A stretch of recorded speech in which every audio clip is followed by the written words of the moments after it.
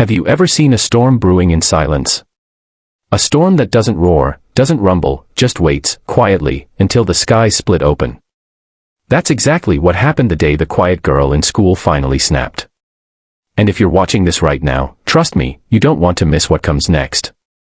Stay with me until the end, because this story isn't just about bullies and victims. It's about what happens when the person you underestimated most becomes the one you'll never forget. Her name was Aisha. She was the girl nobody really noticed, at least not in the way people notice cheerleaders, athletes, or the loud voices that fill a hallway. Aisha carried her books tight against her chest, her step soft, her gaze often lowered to the floor tiles instead of people's eyes. She wasn't unpopular, but she wasn't someone either. She was invisible.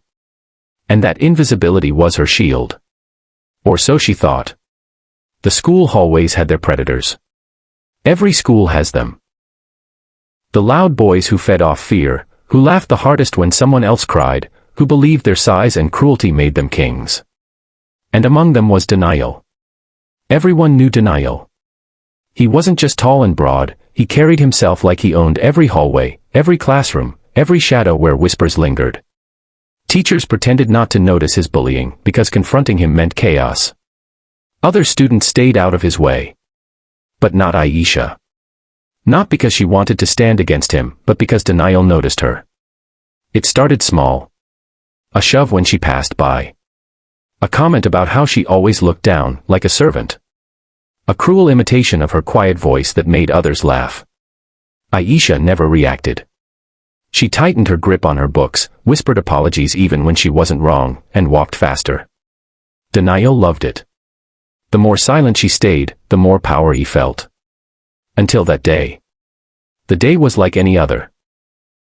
Sunlight through the high windows, chatter echoing as students poured out of class between periods. Aisha was walking down the hallway, books clutched in her arms, her braid brushing her back as she moved quickly. She had learned to keep her pace fast in hallways, to avoid lingering, to avoid him. But Denial saw her. "Hey, mouse," he shouted, loud enough to turn heads. His friends laughed, circling like vultures who already smelled blood. Aisha's chest tightened, but she didn't look back. She knew the game: ignore him, survive. "Were you going in such a hurry?" Denial taunted, stepping right into her path. She froze. Students slowed, sensing a show.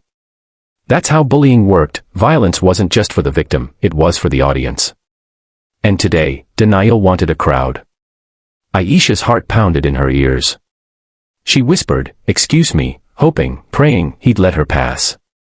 But Denial smirked. "Excuse me," he mocked in a high-pitched imitation of her voice. Then, without warning, his hand shot out, smack, across her cheek. The sound cracked like a whip through the hallway. Gasps. Laughter. Someone muttered, "Oh damn," as if this was entertainment. Aisha's books slipped from her hands, scattering across the floor. Her cheek burned, her vision blurred with tears, and for a second, just a second, she was that invisible girl again. The one who would lower her head, gather her books, and vanish while everyone forgot her by tomorrow. But something inside her broke. Or maybe, something woke up. Aisha slowly raised her eyes, and for the first time, Denial saw something he hadn't seen before: fire. Silent fire. The hallway seemed to still as she straightened her back, her fingers curling into fists. She didn't say a word. She didn't have to. When Denial reached to shove her again, Aisha moved faster than anyone thought possible. She caught his wrist in one sharp motion, twisted it with a precision no one expected, and before his friends, or even Denial himself, realized what was happening, a sickening crack echoed down the hallway. His scream tore through the silence. The mighty Denial, the king of the hallways, collapsed to his knees, clutching his arm, his face contorted in agony. His elbow bent at a wrong, unnatural angle. Students gasped, some screamed, some cheered, and some just stood frozen, unable to process what they'd witnessed. And Aisha. She didn't look down. She didn't apologize. She stood tall, her braid swaying slightly, her breathing steady. For once, the quiet girl wasn't invisible. She was unstoppable. And just as the chaos peaked, Just as whispers spread like wildfire and denial writhed on the ground, a teacher's voice rang out from the far end of the hallway. "What is going on here?" The crowd parted, eyes wide, mouths open, as the teacher rushed forward. Aisha didn't move. She just stared at Denial, the boy who thought she'd always be powerless. And in that moment, every bully, every bystander, and every whisperer realized the truth: silence doesn't mean weakness. Sometimes, silence means restraint. And Aisha's restraint was gone. They say silence echoes louder after a storm. And in that hallway, after Denial's scream died out, silence swallowed everything. Students stood frozen, eyes darting between Aisha's calm face and the boy who once ruled their world, now broken and whimpering on the floor. But silence doesn't last long in high school.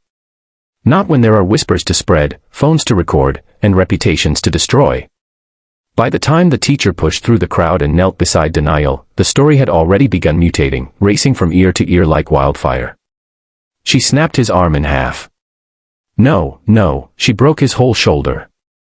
"Bro, I saw it," she didn't even flinch. The teacher shouted for space, her voice cracking with urgency.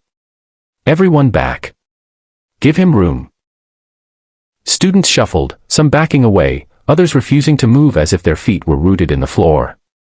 Nobody wanted to miss the show. And at the center of it all stood Aisha, her cheeks still stinging from the slap, her chest heaving though her face betrayed nothing. She didn't speak. She didn't cry.